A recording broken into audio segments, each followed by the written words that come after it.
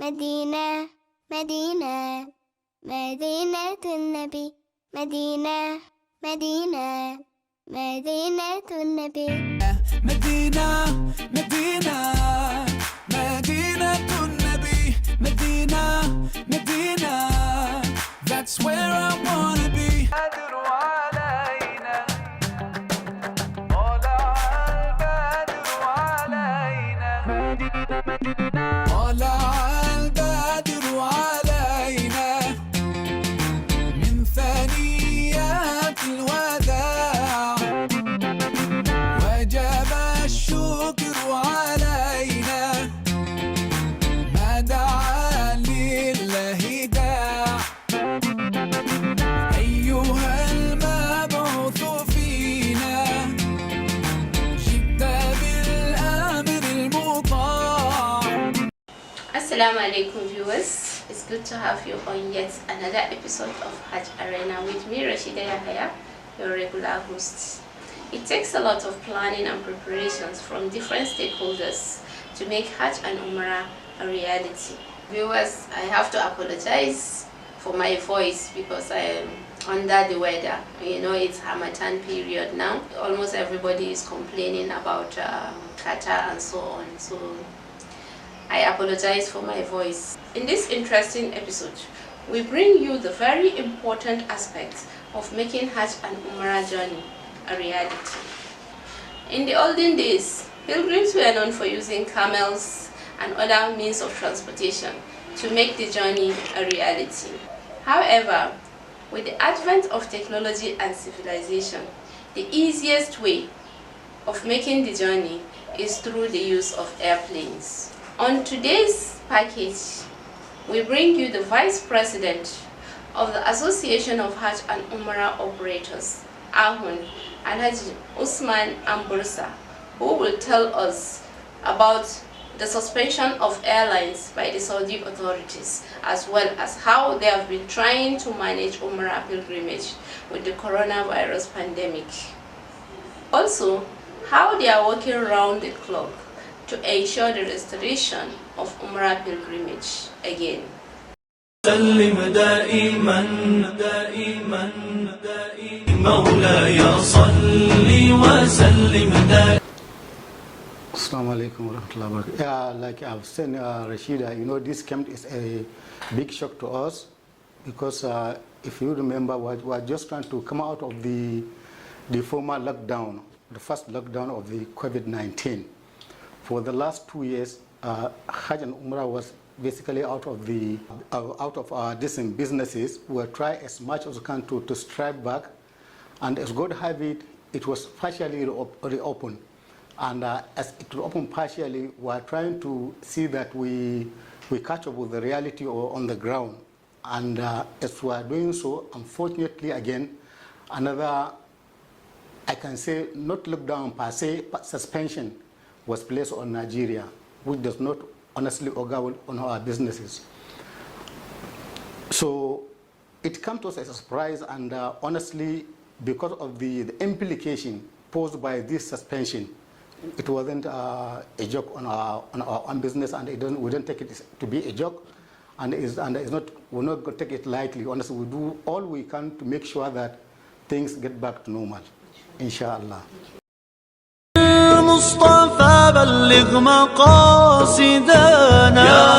Well, we did not, honestly speaking, because we haven't experienced the consequences of COVID-19 on our businesses. We try as much as we can to see that we abide by the rules and the regulation of COVID-19 itself, especially when it comes to travel outside of Nigeria and show.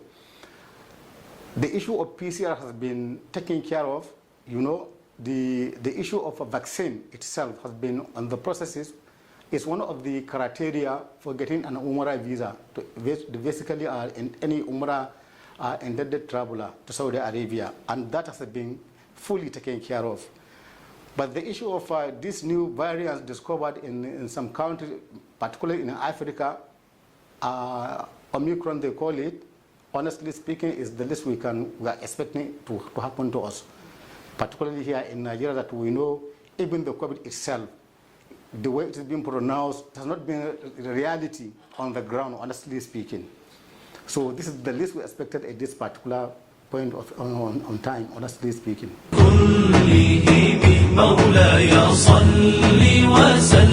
Well, when we had the announcement and the statement made by the aviation minister, and that does not go down well with us in our industry. So as such, we, first of all, at the national ESCO level, we had a meeting, and thereafter we agreed to meet with the leadership of the AHUON, and which we did just last Monday, or this last Monday. And as God have it, AHUON was eager and was ready, and has promised to do everything humanly possible to see that we get out of this suspension, that it does not stay long, so that it will not have any negative effect on our businesses. So in so doing, they came up with some certain criteria that which we follow, and we did that, among which was to write to the president himself, with the AHUON had written to the president himself, inshallah, in respect of particularly Saudi Arabia. You understand? Because UK, UAE, yeah, of course, because the ban or suspension of UK and the UAE is different from that of Saudi Arabia. UK and the UAE were basically based on business-wise, but Saudi Arabia, if you can remember, is about a spiritual visit. It's not a business visit. And as such, that will affect basically every member of Nigerian Muslim. And we don't want that to happen. And the government has promised us they'll do something about it, and I'm sure they're doing something about it. Because as it is, as I'm speaking to you now, Saudi Arabia still bring in passengers into Nigerian show. So what remains is now for Saudi to lift Nigerian pilgrim to Saudi Arabia.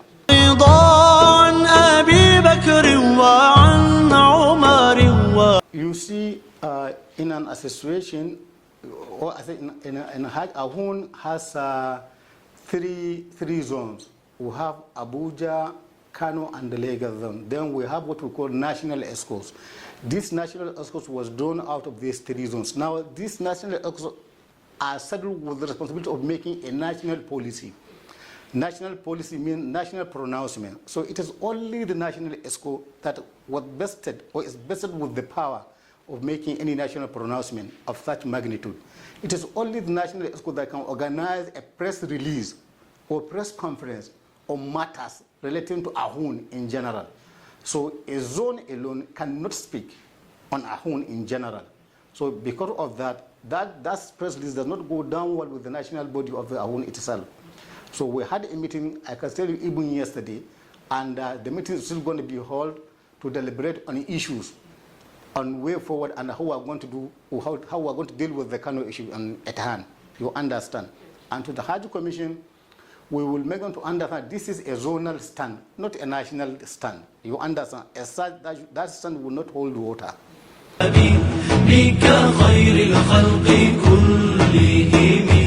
Something of that nature, I will not tell you categorically, but definitely will come out with a position, and that position will be the position of national body of AHUON, not a zonal decision.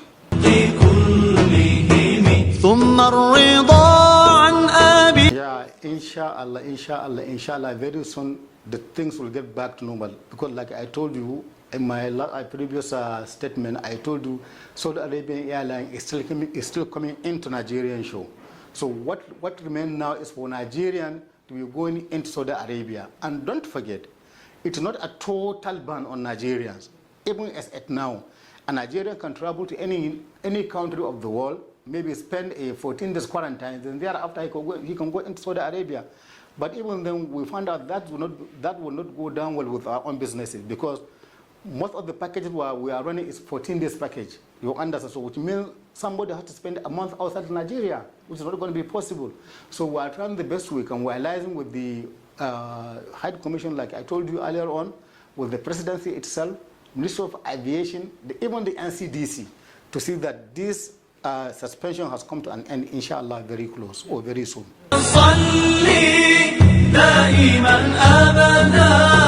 Well, the call is, I could remember when the suspension was pronounced, we had a visual and national ESCO meeting.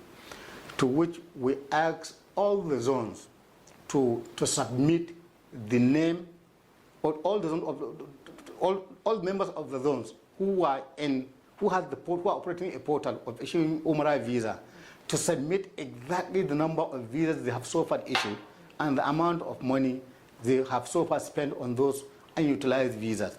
The reason of doing so was the last time we met with the AHUON, we complained to them. They said, okay, what we are going to do is now, if the suspension has become indefinite, then AHUON is going to dwell in action to make sure that that amount of money spent on those services are being refunded back to our to our members.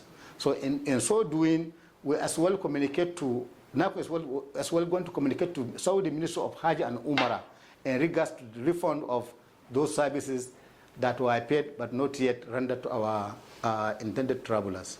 So that's the position of the AHUON, inshallah. Well, the only general message of information I can say is we want our members to remain resolute and not lose hope, because in whatever you are doing, you are bound to face challenges. I know we have faced numerous challenges in this our businesses. In this our business. I could remember during the COVID-19 when the lockdown was placed, when it was partially lifted, the government was throwing palliative here, left, right, and center, but not even a single one was thrown to our members or AHUON in particular. And no business in Nigeria, not in the whole world, that was directly affected by COVID-19 than travel and tourism business. Because you could remember the aircraft were grounded worldwide. Business has stopped, nothing of whatsoever is moving. So as such, that thrown out most of our members out of their businesses. Some lost their job. And this is the business that I'm telling you, in Nigeria alone, the turnover of Hajj and Umrah industry alone is close to 20 billion naira per annum. But you can imagine, we are taxpayers, but nothing has come to us. Nobody even listened to us. We live by the mercy of God, and inshallah we continue to live by the mercy of God. He will see us through out of this, and I urge every one of our members to remain focused. Inshallah, sooner or later we'll come over it, and we'll go back to our normal businesses. Inshallah. Thank you so much. MashaAllah, it has been an interesting and educating discussion with Alhaji Usman Ambursa, the Vice President of AHUON, and all what to expect going forward as we pray for a positive outcome. We also had a chat with the manager of Al-Kasafi Travels, Hajia Hadiza Ibrahim, where she told us how their clients took the news, as well as what they are expecting from the leadership of the association and the federal government.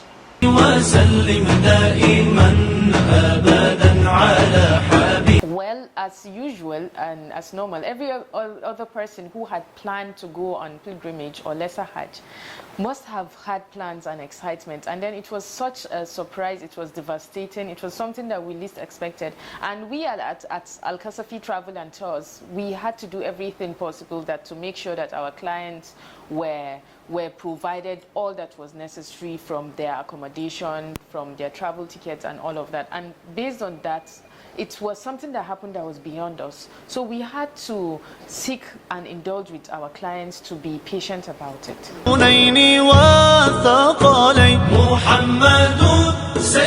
Well, on ground, we were processing visa for, let's say, about 20 or more clients. We are just recovering from the COVID-19 and all that happened, and then people are just trying to get back to the normal, and then suddenly there is now a new ban, so it's affected us greatly.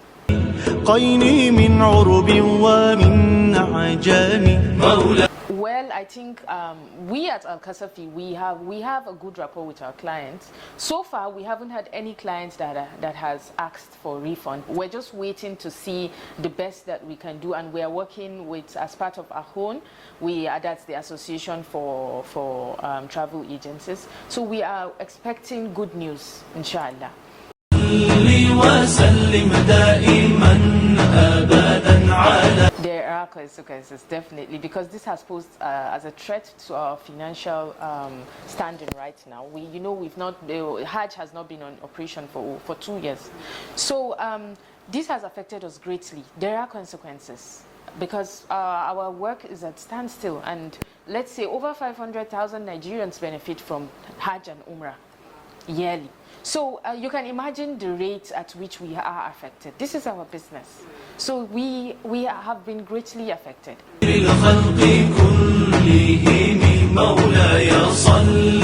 I think with the present clients who we already have gotten their money, we all understand, as Nigerians, we all understand that the dollar rate is very uncertain. So we will do as much as we can to make sure that it is beneficial to us and it's also beneficial to our clients. And if there's any changes that might come up as a result of that, I know sometimes we have to compensate each other. As I mentioned, we have a good understanding with our clients. So we will do the best that we can beyond our means, within our means.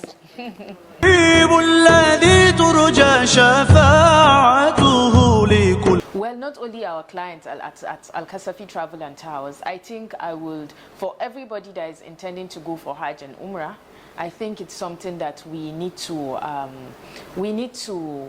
understand and seek the indulgence. In as much as it's a health issue, it's a global issue, it's a pandemic, we have to do the best that we can. I checked, a letter was written to Mr. President to please seek how he can work hands in hand with the Saudi government to overcome this ban issue and see how we can get back to our operations, at least Umrah operations for now, before we start talking about Hajj.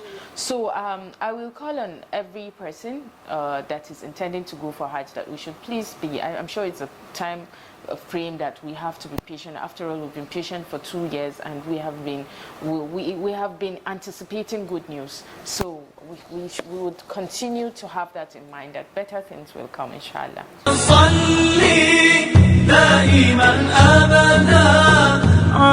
Yes, thank you so much for looking into our situation, and Al-Kasafi Travel and Towers is always willing to welcome you and appreciate what you do. And also to the pilgrims and intended pilgrims out there, would like you to, will indulge that you continue to be patient and we continue to anticipate good news, inshallah.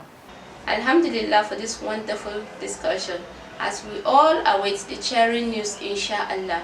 Next is our segment, the quiz.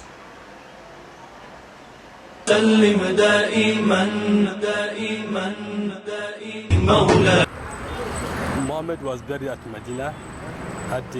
Mostly when the Prophet died, they used to bury at that very spot where they died.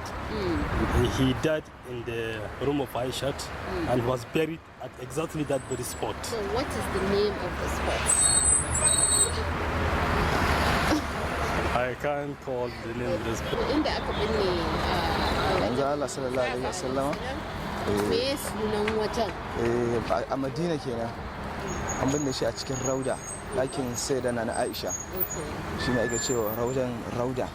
Raudatul Nabi Muhammad sallallahu alaihi wasallam. Sunana Bashir Muhammad. I was even graduate Al-Quran. Oh, okay, so that's very good. The name of the place that... The spot where he was buried. Okay. Kaaba. Oh, Kaaba. Place that... Medina. Yes. He was buried in Kaaba. Yes. Okay. So that's nice. Thank you. What's the name? My name is Sadiq Abubakar. Okay, thank you. All right. Assalamu alaikum. Alhamdulillah, my name is Sayyidu Sule, and the spot where the Prophet Muhammad sallallahu alaihi wasallam was buried, actually, it was actually. I'm sorry. I'm sorry. You can't remember. I'm sorry. Actually, I'm a revert, so Okay. it's not everything I get to remember. In Mecca. So what's the name of the spot where he was? It's within the Saudi Arabia kingdom, the kingdom of Saudi Arabia. Prophet Muhammad sallallahu alaihi wasallam, may peace be upon him. and his followers. Barka Juma, he was buried in Saudi Arabia. Okay, what's the name of the spot where he was buried? I couldn't remember exactly. Let me remember. Yeah. Welcome back. You can give us your answers on the comment section too. Thank you for watching, and please subscribe to our channel and follow us on our various social media handles. And we sincerely apologize for not bringing you our first segment, facts about Hajj. We promise to do that by next week, inshallah. I remain yours, Rashida Yahya. Say bye.